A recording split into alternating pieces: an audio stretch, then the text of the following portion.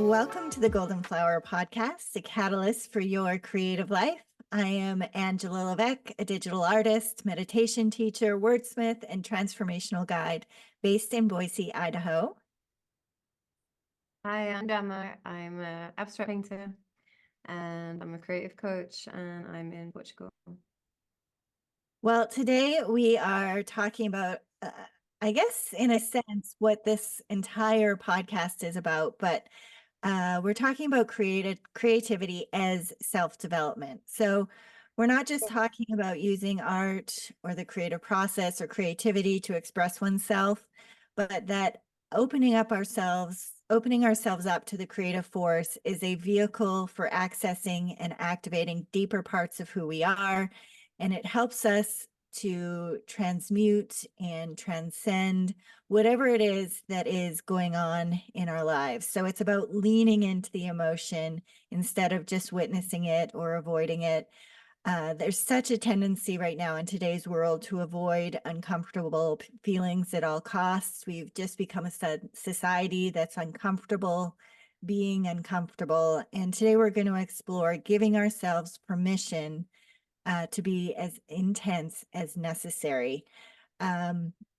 Because this is a creativity podcast, we like to start off with an excerpt or passage. Today we have a quote by James Hillman. And Gemma, you're going to do the honors of reading today's creative passage. Yeah, so James Hillman, a depth psychologist who loved working with the work of Carl Jung and has this wonderful way of sharing his ideas. Like he's taken Carl Jung's work forward. I don't know if forward is the right word, but he has his own take on it. So this quote is, "Not just any talk is conversation. Not any talk raises consciousness. Good conversation has an edge. It opens your eyes to something. It quickens your ears. And good conversation reverberates. It keeps on talking in your mind. Later in the day and the next day, you find you're still conversing with what was said. That reverberation afterwards is the very raising of consciousness.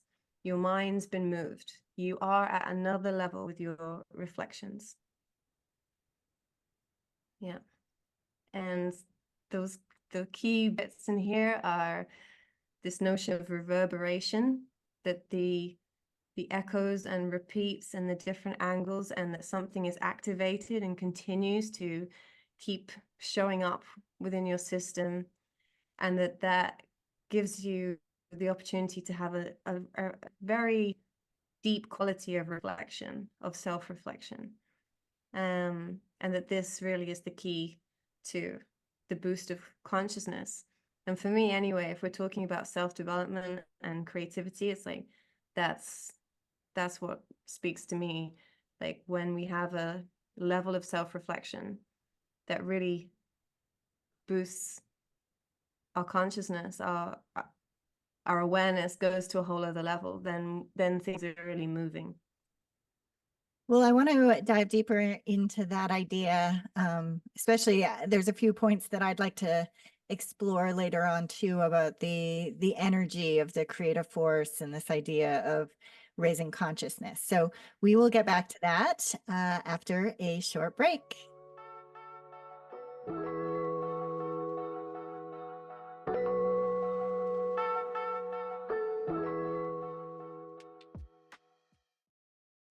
Okay, Gemma, I think we should start this conversation because we've talked before about using creativity as an expression of, what's going on inside of us, being able to express that outwardly. But today we're talking about creativity as self-development. So how do you see that as a different experience? I think the difference is how we approach whatever it is that we're going to plug into, whether that's painting or writing or the voice. There's a sense of stepping into something unknown. Like we're not trying to create something specific. We are going on a journey of discovery. So even though we might know that, okay, I'm going to be painting, so okay, I've got a canvas here, or I'm going to have some kind of story that comes out of this, or song. This, how that's going to unfold, that's the bit that we really don't know. There's, like I say, there's this discovery that goes on, and something about that discovery and the unknownness is what wakes up the unconscious. So there's intention, but it's maybe different to knowing exactly what it is that you want to paint, or knowing exactly what it is that you want to write, or having a very specific outcome in mind. It's like what you said about how this is different is that this is really about, I want to paraphrase, it's about really working too with the emotion. It's not necessarily, like you said, going to point A to point B, but it's about using, whether it is, painting or writing or whatever the modality is, using that as a way to sort of interface with the emotion. Now, since we have started this podcast and we've been putting ourselves out there, and for a while, since I got back from Japan, I had sort of been hiding myself. And so putting myself out there again has been tricky. Like we talked about resistance at the precipice in episode 4.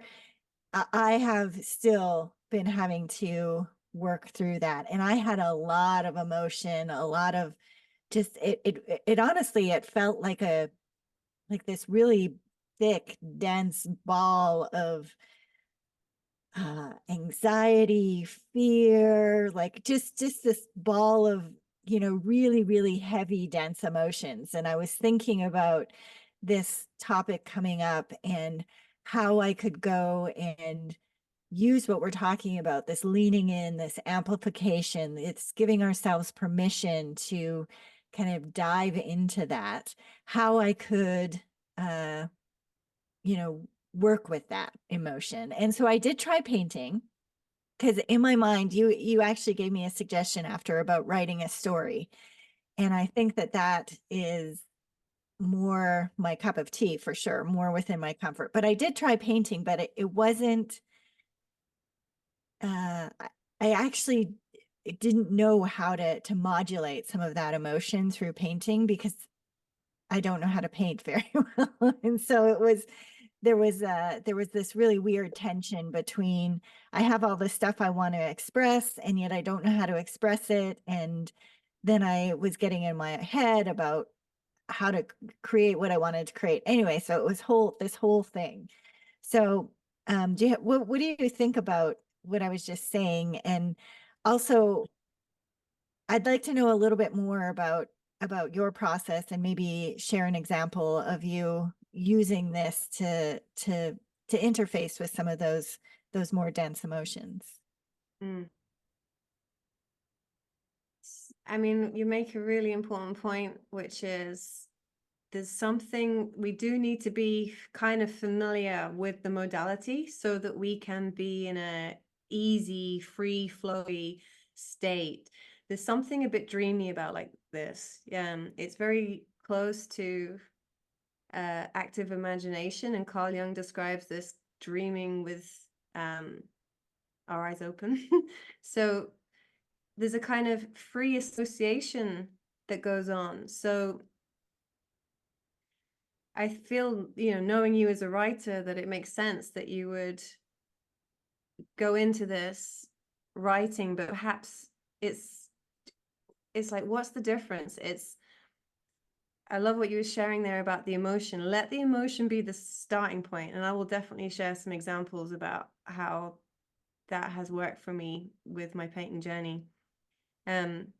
So there's an emotional state, and the thing is, how do we begin? That's kind of like the question. And what's coming up for me now is like quite key, and I'd almost forgotten this, is that it can almost be arbitrary, random, or accidental. Once you initiate this process, which is the feeling is really present and I'm not running away from it, I'm taking it to the canvas, I'm taking it to my notebook and I'm going to write, or I'm going to start typing.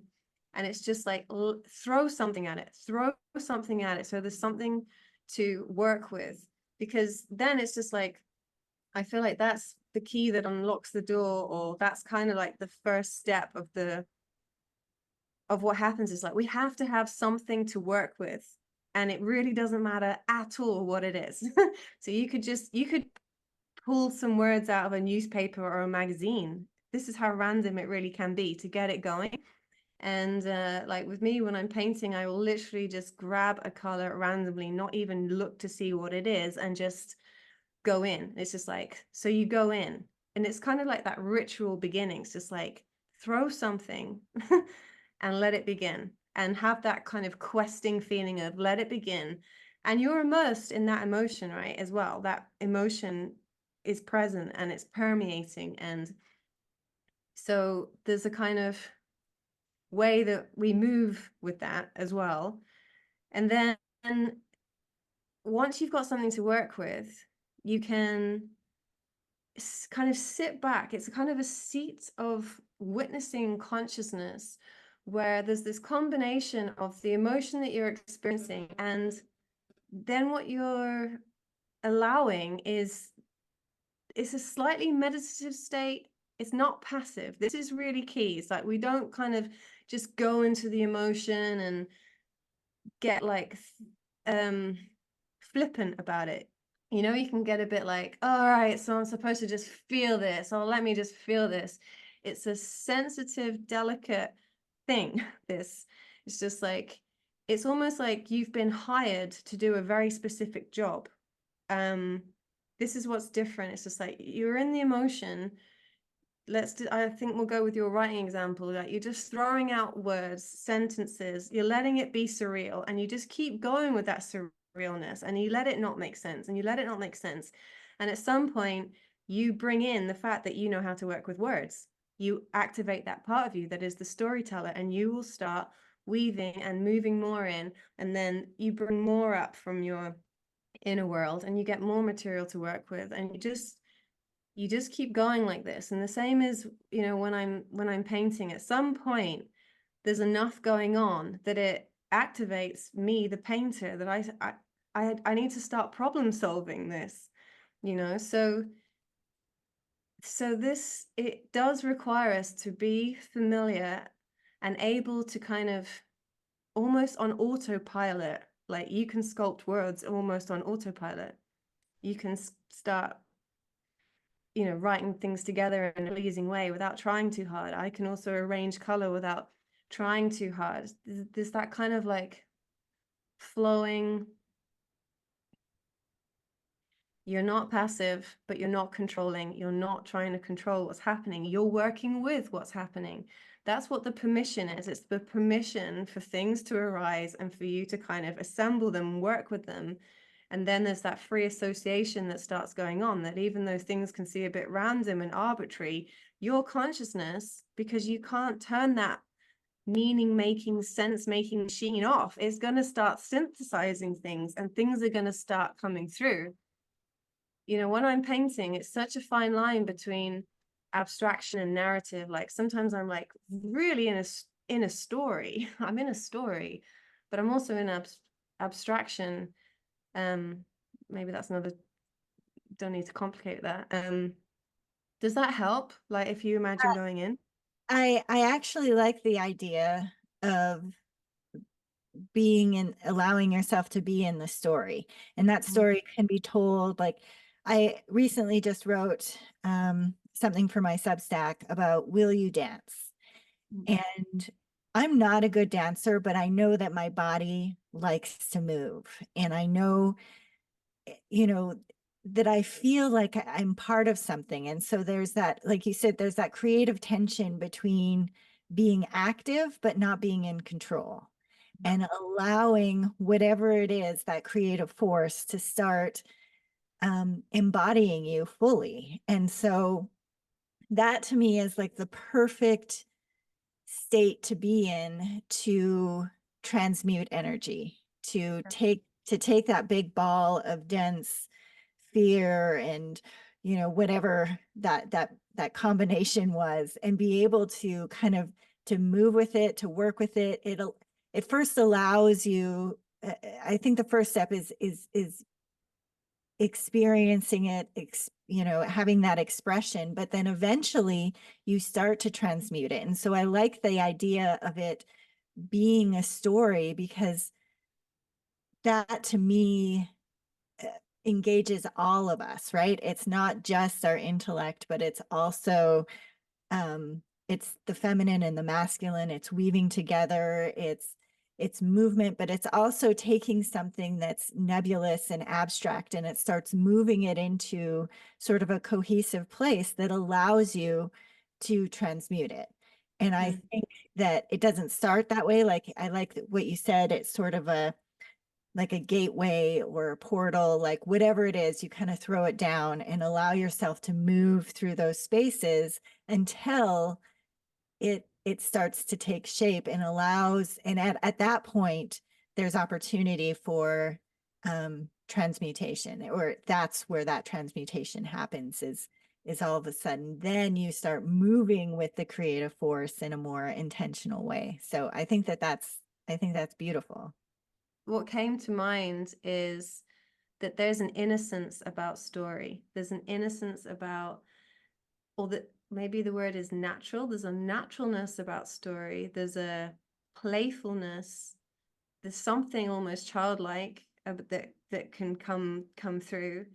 And stories move. They move us. And I know that that's why I talk about going between abstraction and story. Is it's the story that keeps me going, even though I might be expressing through marks and symbols, but every mark and texture and gesture is kind of telling the story.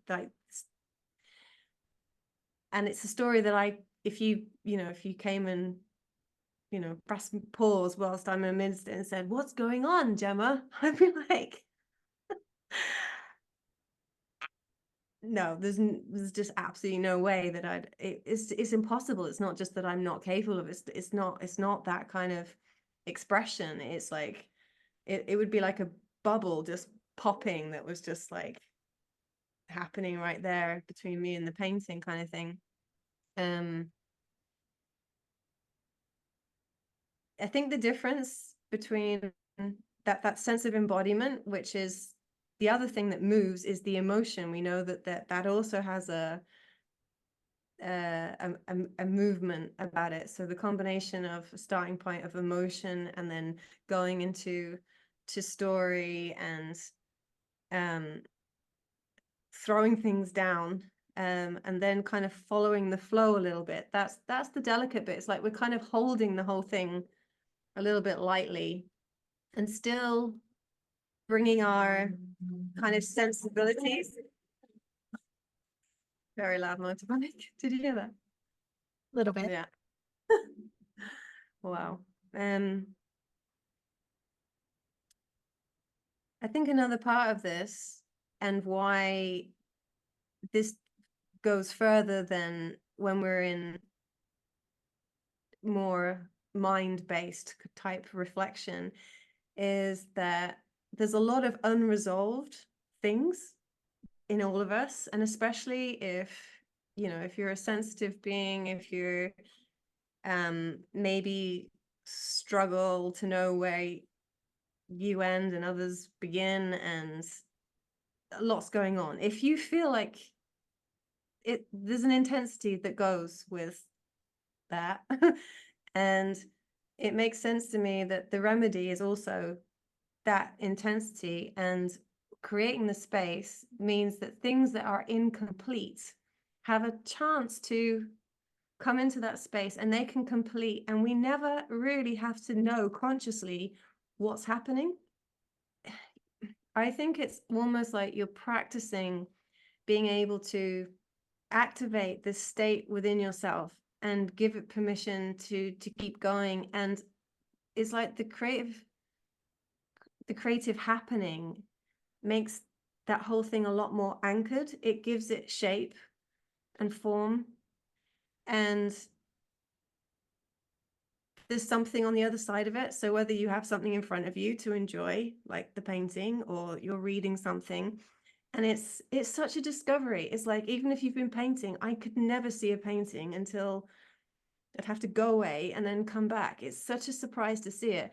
And you know this as well, being a dancer, it's just like on the other side of all that movement, you feel like you're kind of reborn. You're like, you don't quite know where you are. It's like, I've just gone through something and popped out the other side. It's so different to go through on that kind of level than it is to be in the head.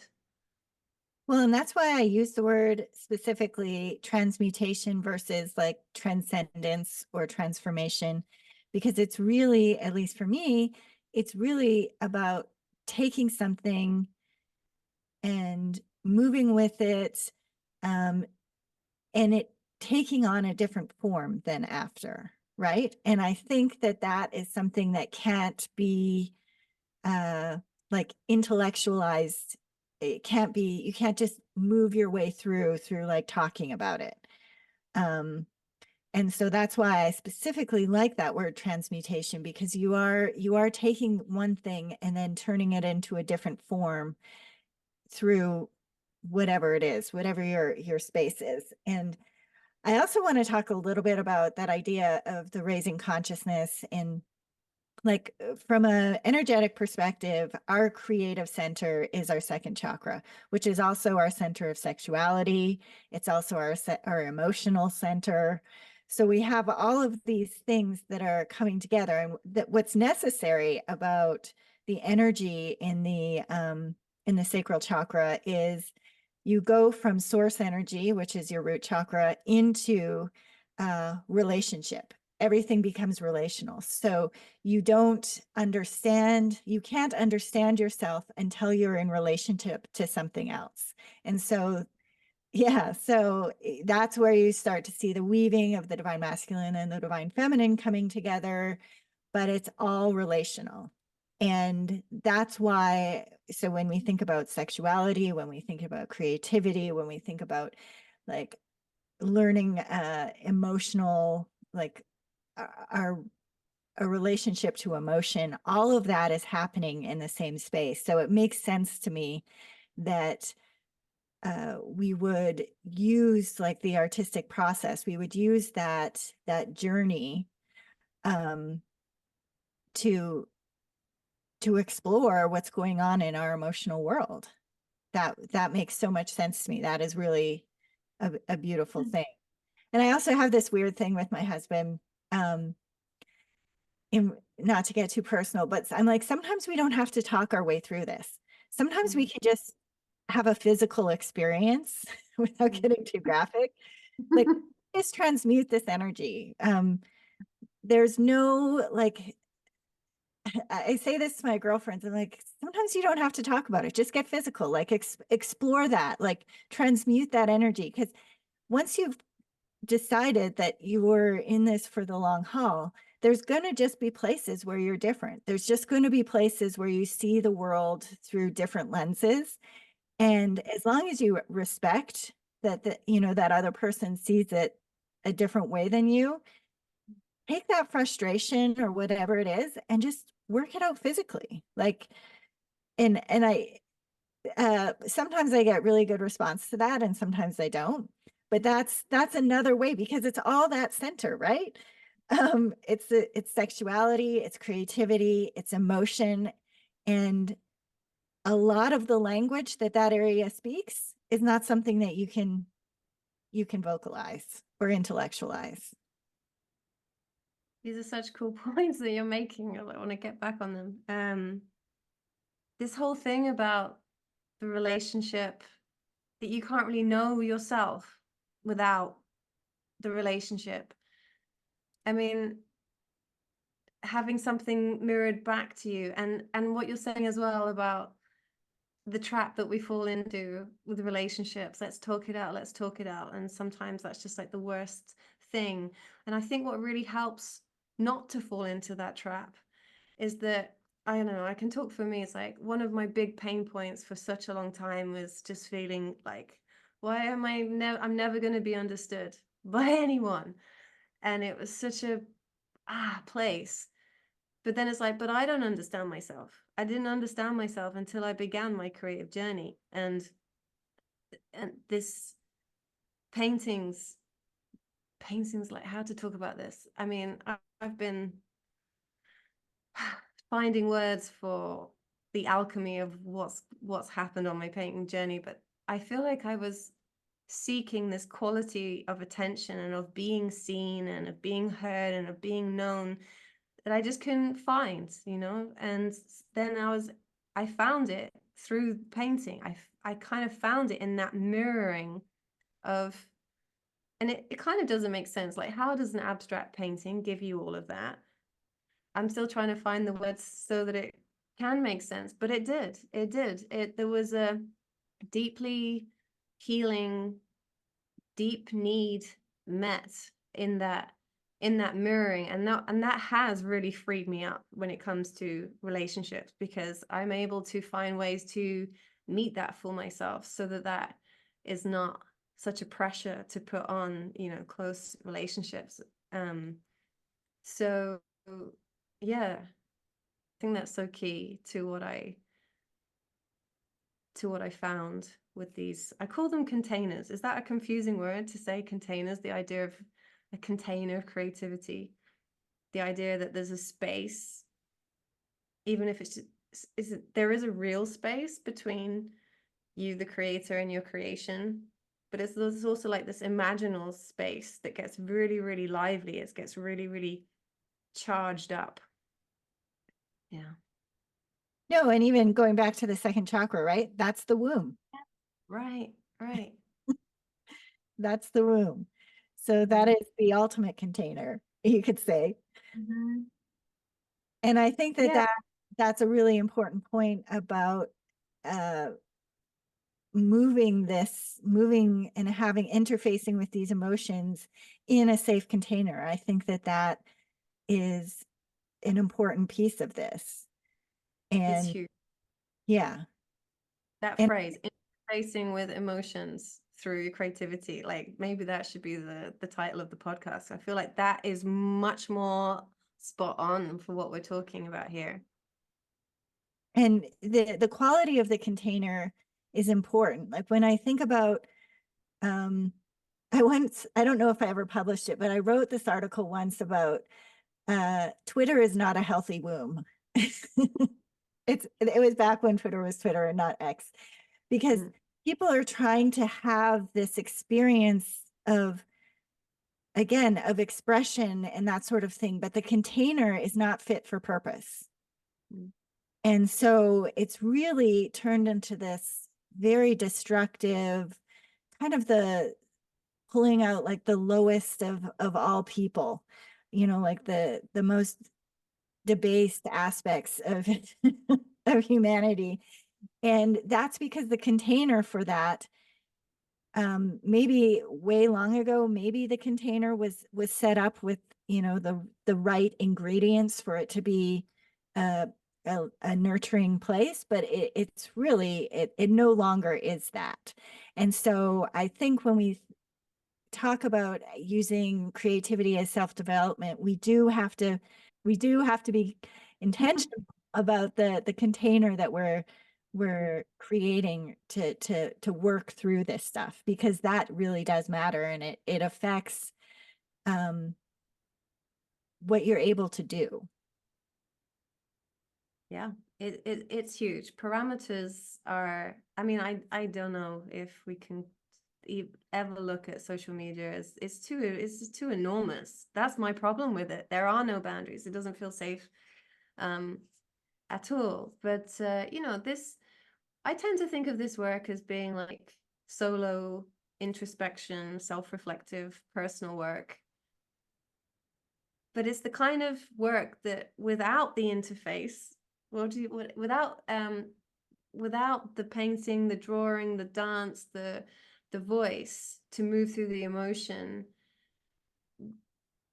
we need to hit against something so that we can see ourselves in that expression, to get that bounce back. like that's the reverberation. That's going back to the quote from the beginning. Is like that's where the learning is happening. That's where the reabsorption is happening. That's where that next level of reflection is happening. And that is how things become completed, you know, when we start, you know, when there's a shift in perspective, we're no longer stuck at a certain level of our perception, then we can move things. That's the development. That's what's available. But this is so key that we do need a border, a boundary, a container to bounce off, to get the feedback, and to be relaxed and safe enough, because this type of thing is a little bit confrontational. Like, you know, when I would go and do these paintings, it was such a relief to allow all of my intensity to play out. But like, if I'm honest about what that means that, you know, all that stuff that's constantly trying to keep a lid on the small-minded stuff that I want to the disassociation, the stuff that I don't want to be involved with the resentment or the jealousy or the hurt, or, you know, these things that, you know, they're like the icky things. But oh, I've had such incredible experiences with witnessing what I, quote unquote, what these voices within have got to say about this stuff, and I just let them go. Just that it's safe to let them go, you know, because there's action, there's movement, there's this transmutation. Sometimes I describe it like transcribing a feeling. And I think what really makes this kind of journey work is not to spring it onto ourselves without any kind of warm-up. You know, I'm the kind of person that's always got a notebook.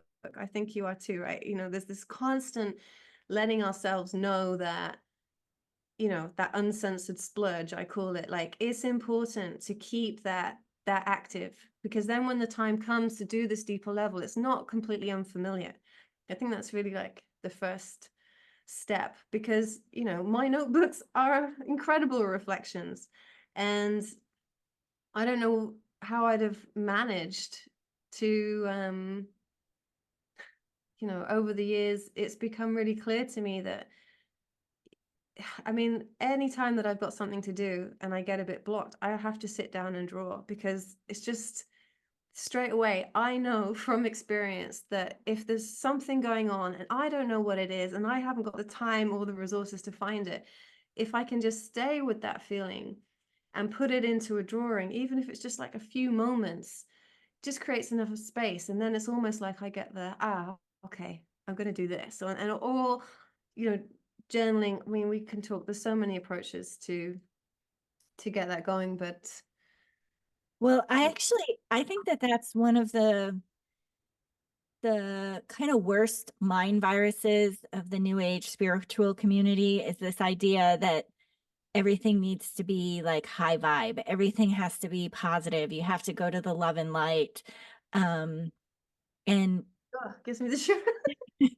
sometimes we're dealing with fear and jealousy and rejection and abandonment and whatever it is, some of those really dense, heavy feelings. And I think it really, having a, you know, process like this where you can dive into that is important, because not everything, we can't just immediately go to the lesson or the silver lining or the, oh, there must be a reason for this. We still have to deal with those embodied emotions. And I think that, you know, in that regard, like new age spirituality has done a huge disservice to people, because we still have those very, very visceral emotions that need to be explored. And I can think of no like healthier way to explore them than through what we're talking about today. Well, we're going to talk about ways that we can really explore those with our challenge this week. So if you're like us, you like frameworks, you like to dive into, you know, self-exploration, and stick around as we talk about this week's creative challenge.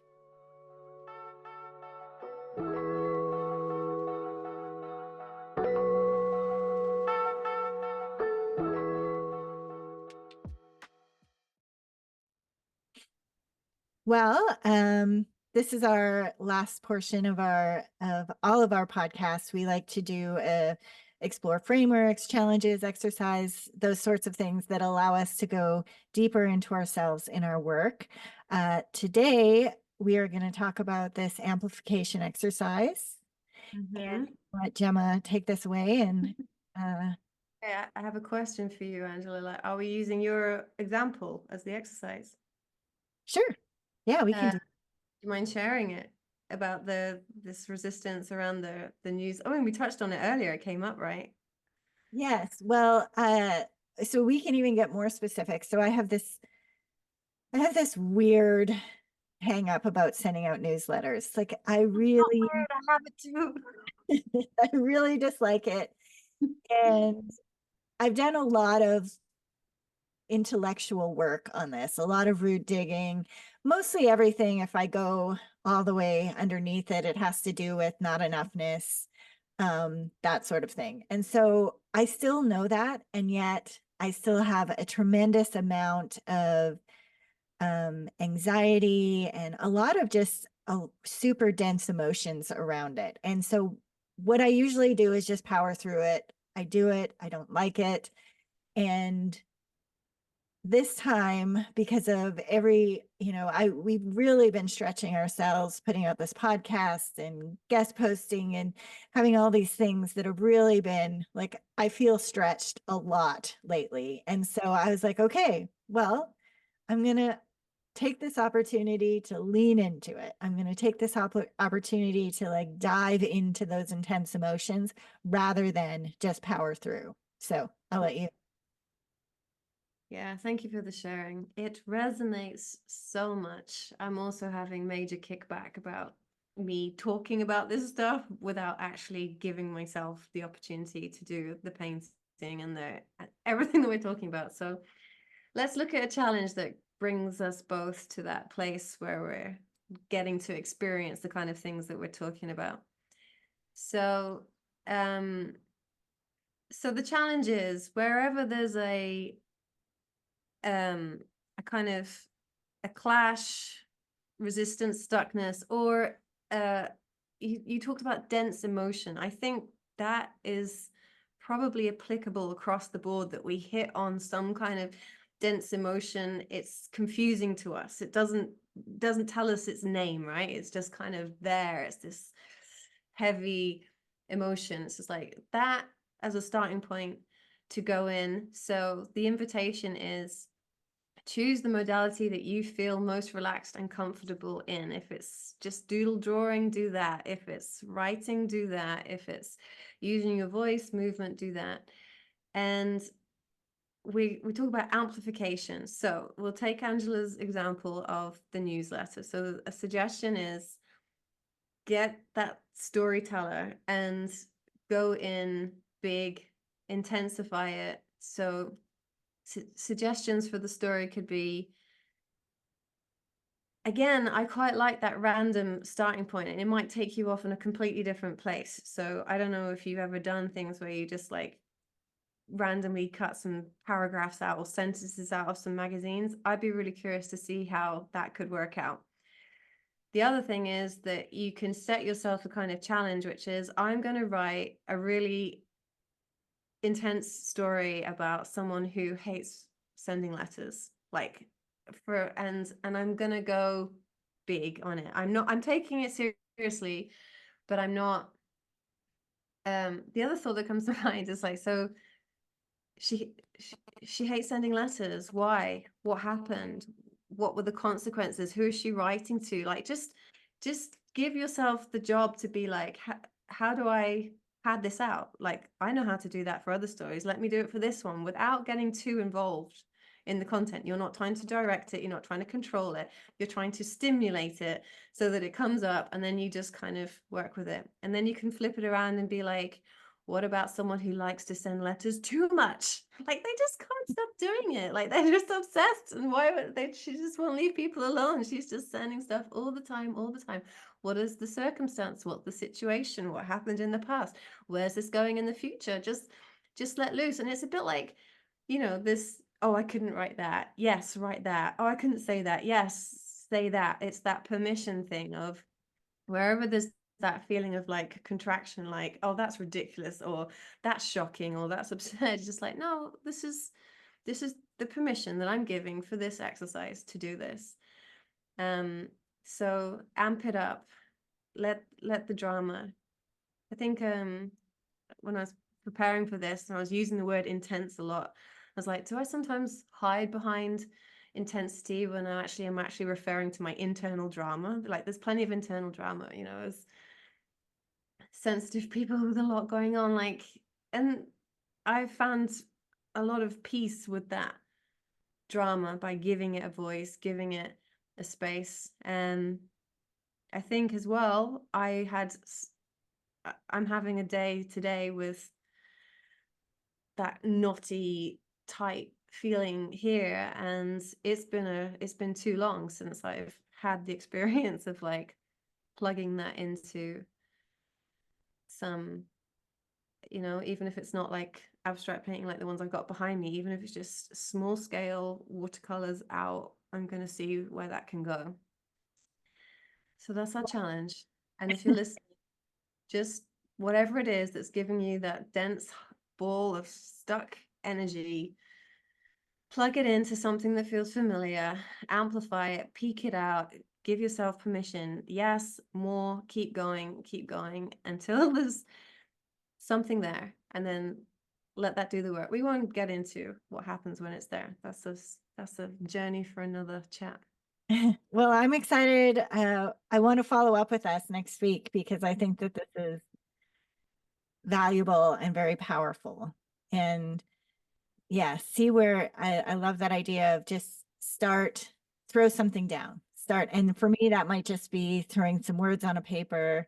It might be phrases. It might be just let that be a way to like connect first with the energy, and then you're really going on a journey. And so I'm excited to see where that journey takes us. If you would like to join us on this journey, regardless of when you listen to this podcast, we created some hashtags. So hashtag TGF Intense. TGF is the golden flower. So anytime that you want to interact with us or an exercise, start it off with TGF so it's more searchable. So yes, this week's is TGF Intense. If you want to know more about Gemma, you can go to Gemma Kaufman Art. Is that right? .com? No, GemmaKaufman.com is my website. Gemma Yeah. Kaufman is my art on Instagram. Yeah. Okay, fantastic. You can find me at Chaos and Light. Connect with us at Golden Flower Podcast on Instagram and the Golden Flower YouTube channel. We put all of our videos there. And then you can find our podcasts wherever podcasts are found. Well, that is our show for today. Follow the aliveness, nurture that spark, and have a great week.